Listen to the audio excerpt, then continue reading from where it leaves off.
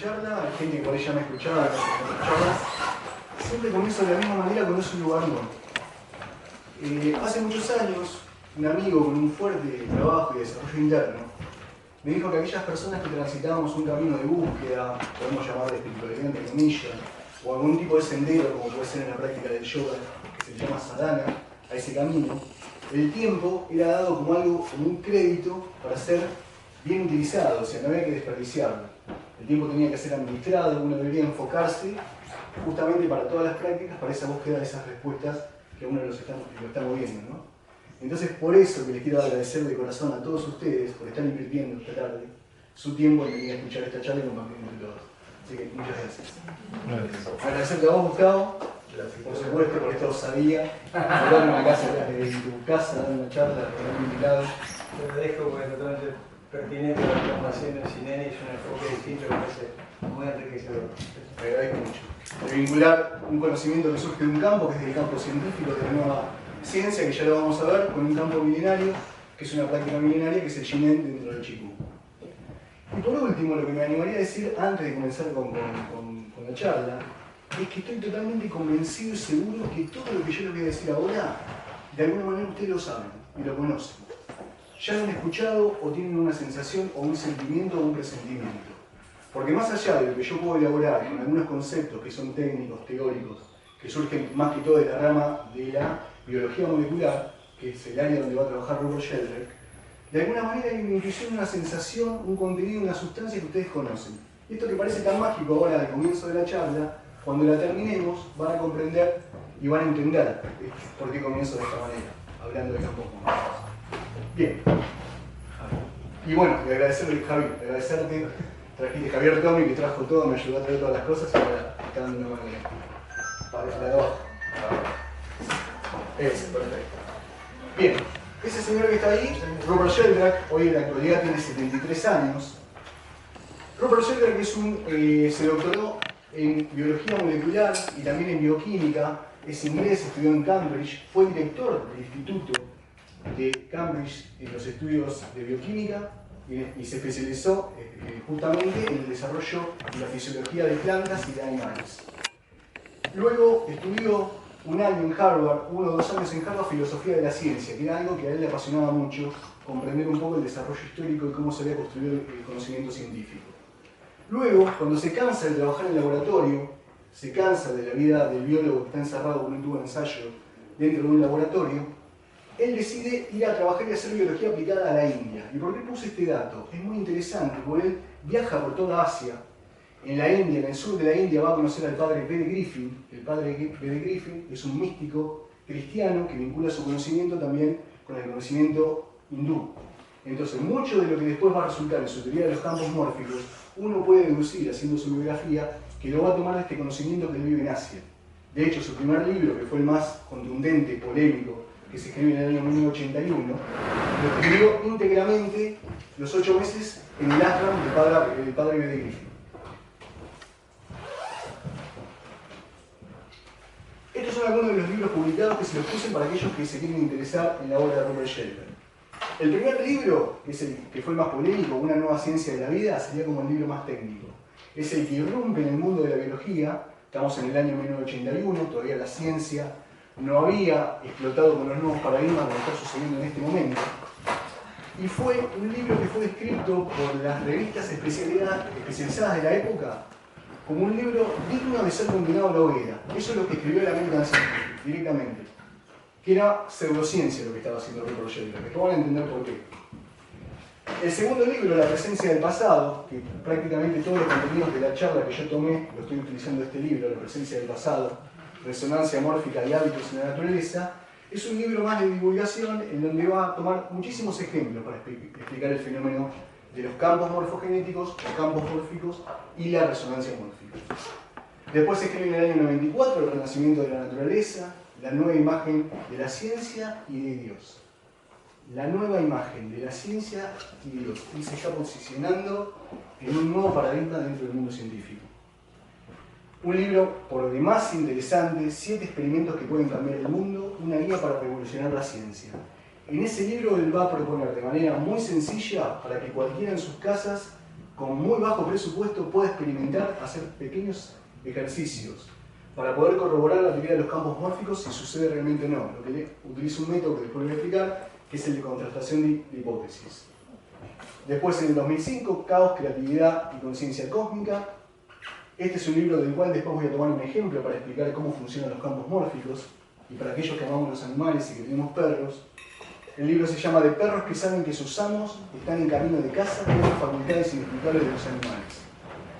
Y su último libro, El espejismo de la ciencia, un libro fabuloso. Él va a tomar 10 presupuestos científicos que los toma como que son dogmas en la ciencia y los destruye. De alguna manera construye la ciencia clásica para ensanchar la avenida del trabajo, de lo que es el trabajo científico en la actualidad, rompiendo con 10 presupuestos que él piensa que han frenado a la ciencia tal cual, a la ciencia clásica como la conocemos, y que no ha permitido el desarrollo de nuevas teorías que pueden sufrir otros campos. Bien, antes de adentrarme a explicar la teoría de los campos mórficos o campos morfogenéticos, me gustaría situar al trabajo de Rupert Sheldrake dentro de lo que se considera nueva ciencia, pero para eso tenemos que entender un poco qué es eso que llamamos ciencia, qué hablamos cuando hablamos de ciencia. Dentro de una perspectiva histórica de la humanidad, el conocimiento científico, este conocimiento cientificista, que de alguna manera va a representar a la cosmovisión de Occidente, comparado con la historia de la humanidad y con casi todos los discursos o casi todas las conmociones de los diferentes grupos humanos, es algo muy nuevo la ciencia. La ciencia no tiene más de 400 años en la historia de la humanidad. Surge en el siglo XVI. Los primeros comienzos que podemos encontrar en algunos representantes, como que fue Bacon, por ejemplo, surge en el siglo XVI. En el siglo XV, en la Edad Media, el mundo seguía siendo todavía un mundo, como se considera, animado, vitalista. En la Edad Media se vivía con un cristianismo místico desde algún lugar. Digamos, el hombre se seguía vinculando con la naturaleza, respetando los ciclos naturales, se seguía vinculando con la naturaleza, haciendo ritos para propiciar, por ejemplo, las cosechas, se viajaba y se peregrinaba a lugares sagrados que se consideraban energéticos, también se consideraban sagrados algunos pozos de aguas o manantiales. Ese mundo animado, incluso, la palabra animal viene de animus, es que los animales justamente en la Edad Media tenían alma, las plantas tenían alma, el hombre tenía alma y se vivía en un universo orgánico, un universo interconectado con vida. Esa cosmovisión la podemos encontrar también en la Grecia antigua. Pero con el irrumpimiento de la ciencia clásica, ¿qué va a pasar? Europa del Norte empieza a haber una revolución en el cristianismo, surge el movimiento protestante. Con el movimiento protestante, lo que va a suceder es que, digamos, el vínculo del hombre con Dios queda mediado por la iglesia, por la teología y por la filosofía. Todo aquello que era metafísico. Dios, el alma, era la parcela que iba a tomar y iba a estudiar la teología y la iglesia. Todo el resto de la naturaleza, la physis, queda para el mundo de la ciencia. Es que ahí surge el iluminismo, en el Renacimiento, representantes como Bacon, por ejemplo, van a sentar las bases para justamente, yo acá lo denominé paradigma reduccionista y mecanicista. ¿Por qué mecanicista? Porque el universo comienza a ser considerado como algo que no tiene vida, como si fuera un gran organismo de relojería, como si fuera el vínculo que tiene uno con una máquina que crea, por ejemplo. Un hombre crea un auto, está fuera de la creación y lo único que tiene que hacer son reparar partes que interaccionan y no sabemos de qué manera. La ciencia, en su comienzo, se constituye desde ese lugar, desde un paradigma reduccionista y mecanicista. Y tiene varias características este paradigma. Justamente, va a ser mecanicista. El universo no va a tener propósito. Los animales y las plantas ya no tienen alma, son máquinas inanimadas. El hombre, sobre todo el cuerpo humano del hombre, pasa a ser también una máquina. El vínculo del hombre para esa época se consideraba que el vínculo que lo conectaba con la divinidad, con Dios o con eso que lo animaba era a través de la glándula pineal, no se explicaban cómo, que interactuaba con el sistema nervioso central. Para hacer un resumen de algunos de los puntos más importantes del paradigma reduccionista mecanicista, podemos decir: la ciencia clásica surge en el siglo XVI, termina con esta visión vitalista de la Edad Media, esta visión organicista, interconectada, podríamos decir un mundo encantado. Se describe su principal metáfora, descripción del universo como una máquina. La naturaleza estaría muerta, Dios creador de la máquina y de las leyes que la gobiernan. Esto es importante, porque lo toman de Platón. Platón decía que el mundo que nosotros vivíamos era un mundo imperfecto, había un mundo de las ideas. En la gran mente de Dios, que después lo toma San Agustín, había una idea de caballo, una idea de hombre, una idea de río, una idea de agua. Eso queda plasmado en el mundo fenoménico, en el mundo de la materia, pero queda plasmado de tal manera que es imperfecto en nuestros sentidos. Entonces uno debería buscar la sustancia en ese mundo metafísico, en donde está el mundo de las ideas. Por eso se toma que había que había leyes inmutables que no cambiaban. Porque el universo había sido creado de una vez y para siempre, con todas sus leyes, iba a perdurar por toda la eternidad y la materia también era eterna. Ese es el paradigma, digamos, reduccionista y mecanicista, los principales principios. Animales y plantas como máquinas sin animado, el cuerpo humano también, leyes eternas inmutables, nada cambia realmente, mundo de la ideas de Platón. Otro concepto interesante, el concepto de Pitágoras de que Dios sería como un gran geómetra, un gran matemático. Entonces uno, para poder entender la verdad, debía enunciarla dentro del lenguaje de las matemáticas, porque si los 5 sentidos de alguna manera me fallaban para poder percibir la realidad, porque todo el mundo era cambiante, a través de la razón y la razón de los números que son eternos, un 5 siempre va a ser un 5 eternamente, la razón entre ellos, 2 más 2 siempre va a ser 4, los enunciados de la ciencia deberían ser matemáticos para representar a la realidad. Y se creían que esos enunciados eran la realidad. Por eso, acá está la idea del observador imparcial. La ciencia se constituye de su seno mismo como un observador fuera del mundo que observa, como una imparcialidad, que eso es lo que le llamaban buscar objetividad. Como que uno se descorporiza, deja sus sentidos de lado y a través de la razón, la deducción y la lógica logra hacer un enunciado. En lo posible, si es matemático, mejor, para enunciar y corresponder y describir la realidad. El átomo pasa a ser la realidad fundamental de la materia. Si todos nuestros sentidos nos fallaban, lo único que no cambiaba eran los átomos. Los átomos serían como los ladrillos fundamentales que constituían el mundo material. Y los físicos lo que trataban de entender era cómo interactuaban estos átomos, cómo era la relación entre ellos. Porque supuestamente era materia muerta. No olvidemos que estamos hablando de un universo que está muerto, materia muerta, entonces no podían explicar. Newton decía que había como una voluntad de Dios para explicar eso. Que los átomos de alguna manera se movían por una voluntad y una ley que no sabían.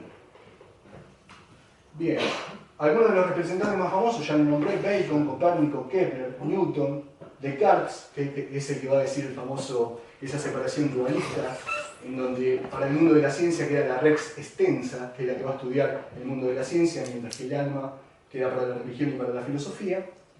San Agustín toma estas ideas para la teología cristiana. Y este paradigma también se lo conoce en la literatura cuando uno lee sobre historia de la ciencia como paradigma newtoniano, cartesiano o paradigma dualista.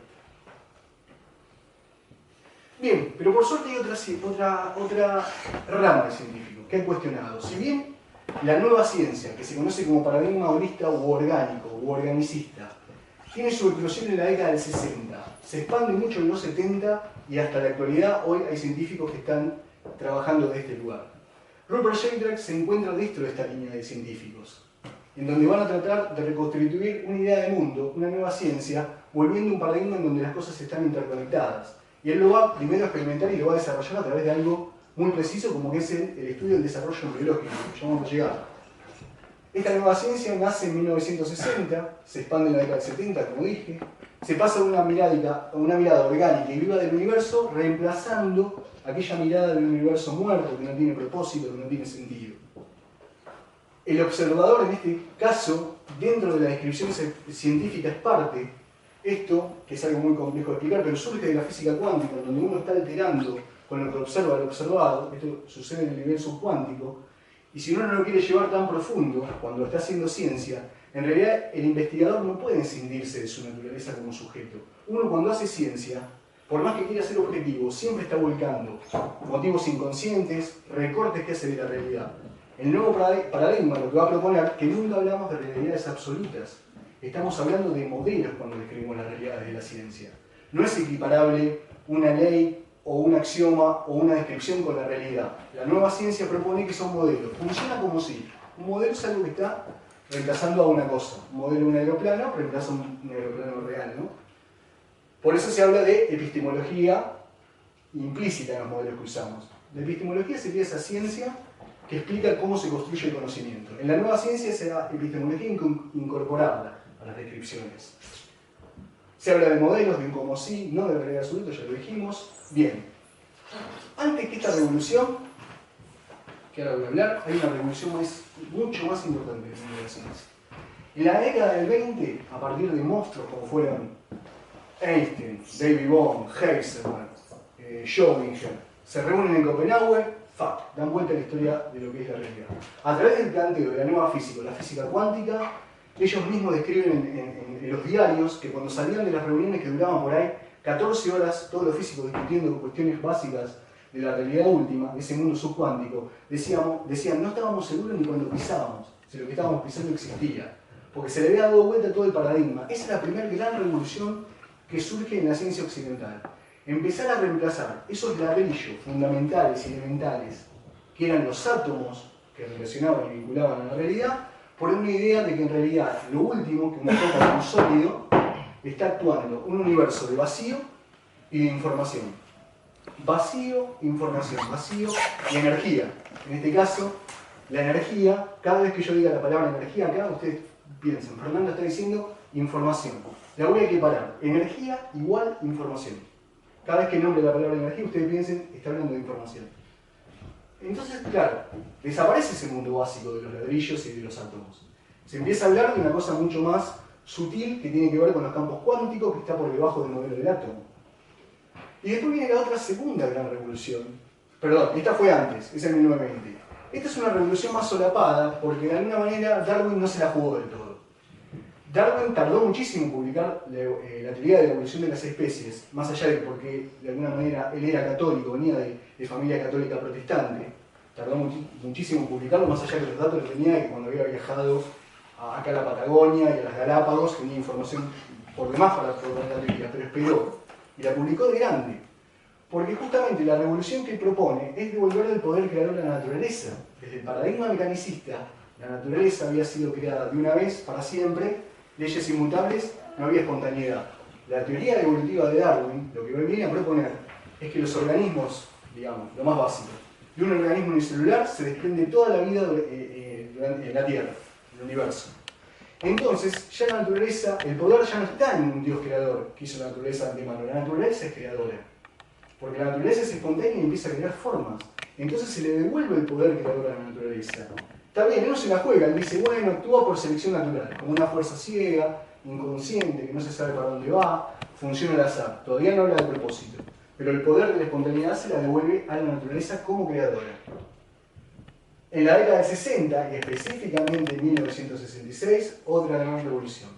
Se instaura la teoría del Big Bang. Hasta el momento, la cosmología de la época había sido, si el universo había sido creado una vez para siempre, desde un universo metafísico, nada cambiaba, eran leyes inmutables, con la teoría del Big Bang va a surgir una teoría que va a proponer que hay un nacimiento del universo, ese universo crece, se desarrolla desde los gases más livianos a gases más pesados, estrellas, planetas y sigue en expansión. Es lo más parecido a la evolución del universo a la evolución de un organismo. Entonces por eso la cosmovisión empieza a ser orgánica, una cosmovisión organicista, desde el mundo podría ser desde la cosmología. Surge una nueva física, Einstein propone la teoría del campo unificado, trata de entender casi todos los campos en el universo, cómo están vinculados entre sí, algo que todavía la nueva física no ha podido, por lo menos en términos descriptivos, desarrollar, pero es lo que se está buscando. Vincular todos los campos que son de niveles más sutiles, de los cuales entraría el campo mórfico de Rupert-Sheldrake, como los campos más observables que todos conocemos, como la gravedad y los campos electromagnéticos. A este nuevo paradigma se lo podría representar o decir como nuevo vitalismo paradigma o post-mecanicismo. Rupert-Sheldrake pertenece a esta línea de científicos, junto con otros. Bien. Hay alguna síntesis más o menos se resuelve. Por ahí podría agregar esto que es interesante, que antes se pensaba ese universo matemático era cognoscible, hoy se habla de un cosmos vivo, y hay algo muy interesante. Se habla de materia oscura. En este momento, la cosmología se habla de que hay un 95% de materia en el universo que no se la conoce. Es como si el universo, en expansión, tuviera un gran inconsciente. Solamente el 5% del universo se conoce como materia. La materia oscura no se sabe qué es. Los científicos están como locos con eso, no lo pueden explicar. Sin embargo, el 95% es materia oscura del universo. Bien. antes de meterme de lleno en la esencia de la hipótesis de Sheldrake. Sheldrake cuenta en las entrevistas, cuando uno lo googlea, va y busca, él dice que la vida en el laboratorio, recordemos que él era bioquímico, la vida en el laboratorio era como que él quería entender la vida desde su esencia, dice, pero ¿cómo siendo bioquímico, siendo biólogo molecular, la biología molecular se dedica a entender la vida desde su parte constituyente más chica, que es la herencia, que es el ADN. Él dice, ¿cómo estoy en el laboratorio? Corto pedacitos una planta, corto pedacitos un animal, lo diseco, lo meto en un tubo de ensayo, estudio la herencia y ahí se me escapa la vida. Se me escapa, no contiene, no puedo explicar la vida a partir de su constituyente más pequeño que son las biomoléculas. Entonces, él va a tratar de explicar el desarrollo de forma en organismos vivos, plantas y animales. Específicamente, él ha estudiado la fisiología de plantas y la fisiología también de animales. Él se va a preguntar, ¿cómo puede ser que yo tenga un óvulo femenino, una gameta masculina, fecundación, hay un huevo cigoto? ¿Qué es lo que hace que se generen las formas en la naturaleza? Él empieza a preguntarse eso, y es una gran pregunta. ¿Cómo se generan las formas de los organismos más allá de la herencia genética? Porque la biología hasta el momento no tiene una explicación unívoca para explicar la forma. Hay algo que es fundamental. Desde la teoría de la ciencia clásica hay una ley que es básica, que es la ley de causa y efecto. Causa y efecto. La ley de causa y efecto va a decir, para la ciencia clásica, estamos parados en la ciencia clásica, en la física clásica, que causa igual a efecto, siempre. También va a proponer que si yo tengo, por ejemplo, vamos a suponer, yo traje una hojita acá para representarlo. El ejemplo que daré es de una rosa. Esto es una forma de la naturaleza, es una hoja de un árbol. Es lo que dice, si yo esta hoja la pongo en un incinerador, antes de ponerla tengo masa y energía. Una vez que es quemada y la tengo del otro lado de la ecuación, sigo teniendo la misma masa y energía. Esa es la famosa frase, nada se pierde, todo se transforma, por ley de conservación de energía. Pero lo que se pierde para siempre es la forma. Entonces la ciencia no puede explicar la forma por ley de causa y efecto, porque en realidad la trasciende. La forma es una cualidad, no es medible. Las formas en la naturaleza son una cualidad, no se pueden explicar. Y la teoría que va a motivar, o que va a proponer Rupert Sheldrake para tratar de entender cómo se forman, justamente valga la redundancia, las formas en la naturaleza, es proponer una teoría de campos. Una teoría de campos. Lógicamente la teoría de los campos, en la ciencia clásica incluso, no es novedad. Vamos a definir, para entrar en el tema. Campos hay un montón. Los más conocidos, que tenemos acá, el campo gravitatorio terrestre, que es el que está operando en este momento, sepámoslo. Los campos tienen esa facultad de que no los percibimos, no los podemos ver, y los afectan, sepamos o no. La ciencia incluso no puede explicar todavía la ciencia clásica de qué hablamos cuando hablamos de gravedad. Esa que está funcionando, funciona como un gran principio explicativo, pero no sabemos bien cómo funciona la gravedad. Sin embargo, vemos sus efectos. Esa es una cualidad de los campos. Si bien no los podemos ver, no los podemos tocar, no los podemos medir, algunos sí se pueden medir. Vemos los efectos, es como el inconsciente. Vieron que el inconsciente, los demás dicen, no, pero la psicología es una pseudociencia. ¿Dónde está el inconsciente? Bueno, pero vemos sus efectos, por más que uno no mira el inconsciente. Bien, lo podemos definir, a los campos en general los podemos definir como regiones inmateriales de influencia. Una región inmaterial que va a influenciar sobre algo para transformar y modificar algo. Ya nombramos al campo gravitatorio terrestre, tenemos los campos electromagnéticos. Los campos electromagnéticos estamos atravesados en este momento por los campos electromagnéticos. Señales de radio, de celulares, tenemos señales de TV y también, lo más fundamental, campos electromagnéticos en nuestro propio cuerpo. Si uno mide la célula, en la membrana celular puede medir un campo electromagnético. Lo mismo que en el sistema nervioso central o el cerebro, cuando uno hace una tomografía, no, sino también un electro, en realidad por señales de campo electromagnético, uno las puede tomar y codificar. Y se puede medir. Y por último, los más recientes, dentro de la nueva física, son los campos cuánticos, que son muchísimos. Los físicos cada vez descubren más para explicar, los nuevos físicos para explicar diferentes fenómenos que suceden a nivel subatómico. Entonces, podríamos cerrar con que los campos son el medio de acción a distancia y a través de ellos los objetos se afectan entre sí, aún sin estar en contacto material. Actúan más allá de nosotros, sepamos o no. Bien, vamos a dejar. Antes de meterme en campos morfogenéticos de lleno, Para explicar, ustedes recuerden la primera pregunta de Rupert Sheldrake. ¿Qué es lo que hace la forma en la naturaleza? ¿Qué es lo que hace que una semilla chiquitita así, que es una estructura muy poco compleja, de golpe empiece a crecer y sea un pino? Con ramas, con raíces, con troncos, con todo lo que tiene un pino o que tiene una planta. ¿Qué es lo que hace que un embrión humano se empiece a desarrollar de cuestiones cada vez más complejas hasta formar células, organismos, tejidos y todo lo que implica? Bien. Y él va a apelar a la teoría de los campos mórficos. Pero en biología, para explicar la embriología animal, eso se llama el proceso de desarrollo biológico, justamente, la ciencia que estudia esa. Y en biología, ya en la década del 20, había un autor llamado Waddington, un biólogo, que ya hablaba de ciertos campos de morfogénesis, le llamaba él, que de alguna manera eran como un mapa que, a partir de la biomolécula, el ADN, como sustancia material, más o menos emanaban del ADN y guiaban al organismo para reproducirse. Rupert Sheldrake le va a dar una vuelta de rosca más al tema de los campos, porque desde esta mirada de la ciencia, el campo, que va a ser un campo de información para que las formas se puedan establecer, viene de la misma materia. ¿Se explica eso? Nace del mismo ADN. Del mismo ADN se va a desprender el mismo campo. Rupert Sheldrake esa explicación no le cerraba, él dice, no, los campos no pueden estar dentro de la materia. Los campos tienen que estar en otro espacio, que después le llamó campos no locales, que después le voy a explicar. O sea que la idea de campos en biología no es nueva, pero Rupert Sheldrake le va a dar una vuelta de rosca para explicar las formas en naturaleza. Cuando hablamos de campos morfogenéticos, por definición, morfo, bueno, forma, genético de génesis, generación, creación, los campos morfogenéticos son campos generadores de forma. Los campos morfogenéticos son campos generadores de forma. Por eso se le llamó también campos causales, o sea, de causación formativa. Son campos de energía, recuerden que yo dije que cada vez que hablo de energía estoy hablando de información, generadores de formas, son sistemas de control, esto es importantísimo. Son sistemas de control más allá del nivel molecular o nivel bioquímico.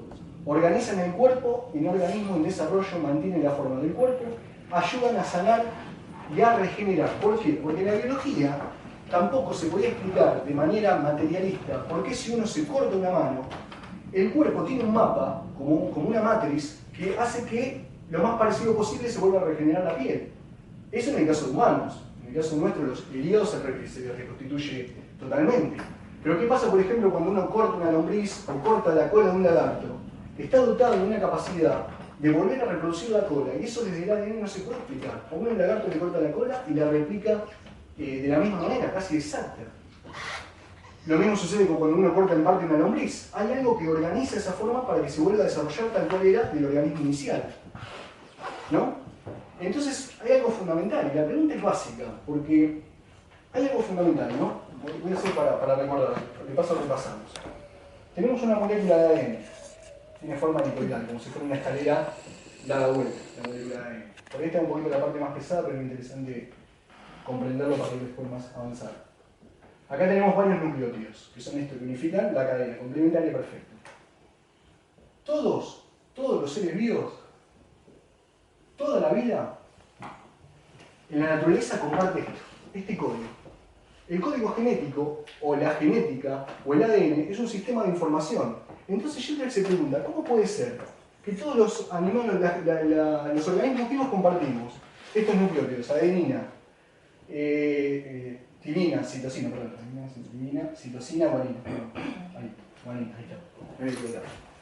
¿Cómo puede ser que esas cuatro letras, que se encuentran tanto en un óvulo o en una semilla de un pino, que se encuentran en una lombriz, que se encuentran en un hombre, que se encuentran en un perro, qué es lo que hace que esa molécula, que es similar a todos, tome la decisión, por ejemplo en el caso humano, de generar una célula, generar un tejido, generar un órgano? En el caso de un pino, generar una rama, generar raíces, generar un tronco.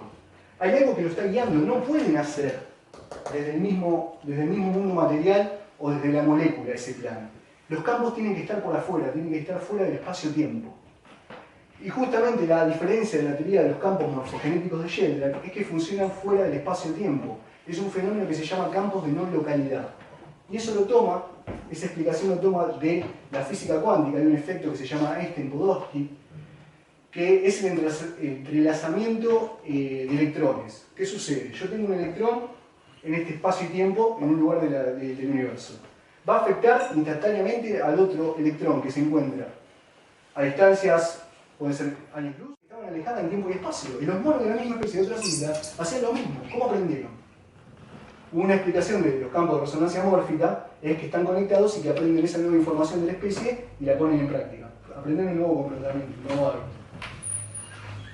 Otro caso que le dije, que es el de los, también del comportamiento animal de aprendizaje, es en los Estados Unidos hay unos pájaros que son pájaros azules, que en una comunidad de Estados Unidos, no recuerdo dónde, empiezan a notar a la mañana, cuando venían a buscar las botellas de leche, como en la vieja época se venía acá, ya se la dejaban la botella de leche de vidrio con el tapón, empiezan a ver que en las casas el tapón no estaba y que la leche estaba prácticamente toda tomada. Claro, y empiezan, ¿qué pasa? Que nos están robando la leche a la mañana cuando levantamos. Hasta que los sectores empiezan a investigar en el pueblo. Ven que era un pájaro llamado pájaro azul, que había aprendido a destapar la botella, tomar la leche, y esto empieza a pasar cada vez más en el pueblo. Y bueno, la nueva pregunta, ¿cómo aprendió el pájaro nuevo a destapar un tapón, la leche, bueno, y los demás por la imitación? Bueno, lo mismo comienza a suceder en otros pueblos que estaban en distancias muy lejos para que esa especie esté conectada con el mismo pájaro azul de 100 kilómetros de otro lugar. Comienza a suceder lo mismo. Ahí también hay un comportamiento y un aprendizaje por campos de resonancia mórfica. Un caso en humanos, que es contundente este caso. El caso en humanos es fabuloso, porque aparte es muy bueno lo que sucedió. E incorpora otro elemento en el campo mórfico, que es la intención. Nosotros tenemos autoconciencia y tenemos intención. Nosotros podemos entrar al campo a través de la intención. En el año 1993 hizo un estudio muy interesante en Nueva York, que fue para bajar los índices de violencia y de asesinatos, en donde se convocaron a más de 4.000 meditadores de excelencia de Estados Unidos y del resto del mundo. Se puso un jurado de científicos para que investigara estos casos y también aportaba datos estadísticos a la policía. A través de un par de meses que estuvieron trabajando, tomaron condiciones también de laboratorio de modificar donde meditaban, los horarios en la hora en que meditaban, y el resultado fue contundente. Los índices de criminalidad y los índices de violencia bajaron en un 30%. O sea que ese número de meditadores, con la intención de comenzar a meditar y comenzar a trabajar para reducir la violencia en un lugar como Nueva York, tuvo efectividad. Eso está comprobado, está en internet, están los estudios, las estadísticas. Eso fue contundente. Fer, sí. ¿Te aporto algo? Mañana, sí. domingo, en el planetario de Palermo, va a ser este mismo experimento. Mirá qué bueno. Gracias. Está bueno. De nada. Mirá, se sigue haciendo. Mirá qué bueno. Bien. Pasando ahora. ¿Alguien ve algo ahí? Ay, bueno, que lo conoce que no haga trampa. No. El chiste que no. Porque por ahí de lejos se ve. Lo que está más cerca, porque de lejos por ahí se ve. Bueno, ¿hay alguno que no ve los Otanda? Yo no veo nada. Ah, bien. No falló. Porque a veces de cerca es más difícil. ¿Por qué le pongo esto? A través de la teoría de los campos mórficos se empezaron a hacer concursos incluso en revistas, porque si el comportamiento puede cambiar, porque alguien de la especie aprende algo nuevo, lo tiene que aprender más rápido el resto de la especie. Entonces se realizaron concursos, los cuales tuvieron premio de dinero, en donde se hacían cosas como estas imágenes que se supone que cuando más gente la conoce, es más rápido que en otra parte del mundo. Si la mostramos, la gente enseguida devele de qué se trata. Pasar al otro para los que no lo vieron. Supuestamente ven eso, los que lo están viendo. Bien. Se organizaron también tipos de concursos, como por ejemplo poesías que eran famosas y se le cambiaba el sentido y el orden de las palabras, como en un lenguaje que no tendría significado.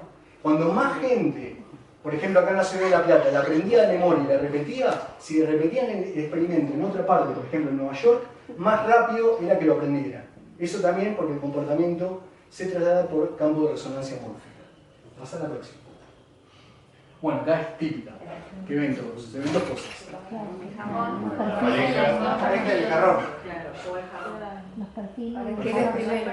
Se hacían, digamos, concursos con este tipo de imágenes, algunas novedosas nuevas. Muchas de estas ya han circulado por internet y uno las identifica enseguida. A ver si identifican la otra, que a mí me llegó y me costó mucho tiempo cuando la vi. Ahí hay un objeto que asoma de la pared. ¿Quién vio el objeto y quién no lo ve?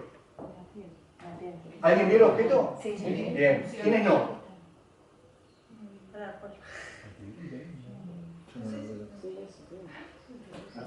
El que ve el objeto quiero ver. Hay un cigarro. Está acá. ¿Ahora lo ven? Sí. Bueno, ¿todos lo vieron la primera vez? No, si yo veo un objeto no lo veo identificar. ¿Vieron cuando ya la percepción cambia? ¿Cómo enseguida lo visualiza? Bueno, Esa sería otra charla para hablar del fenómeno de Se percepción. percibe primero, o en mi caso, la ceniza. El cigarro. ¿No?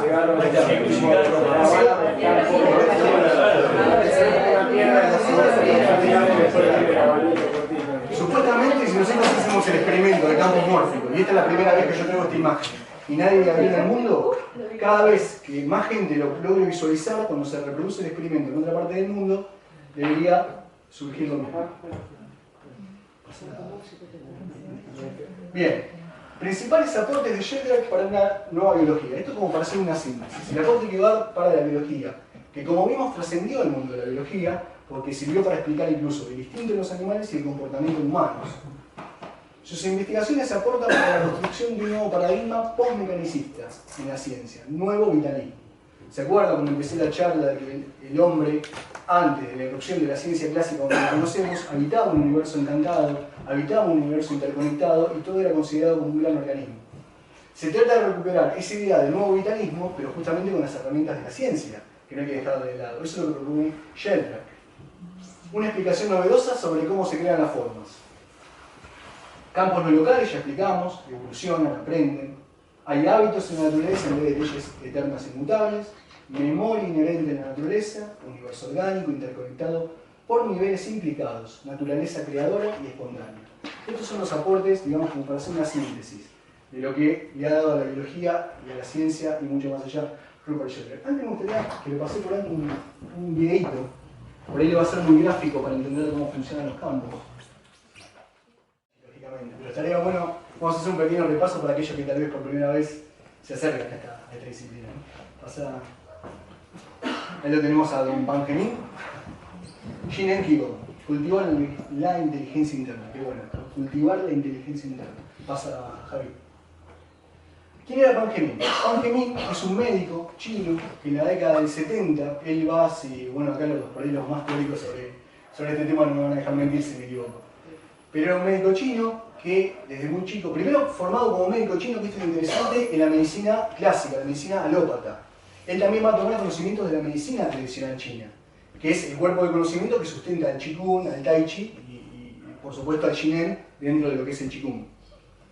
Médico alópata, médico formado en medicina tradicional china, estudió durante décadas diferentes métodos de Qigong, hasta que luego, después de experimentar su eficacia fisiológica, combinada con los últimos adelantos de la ciencia, él va a hacer el sentido inverso.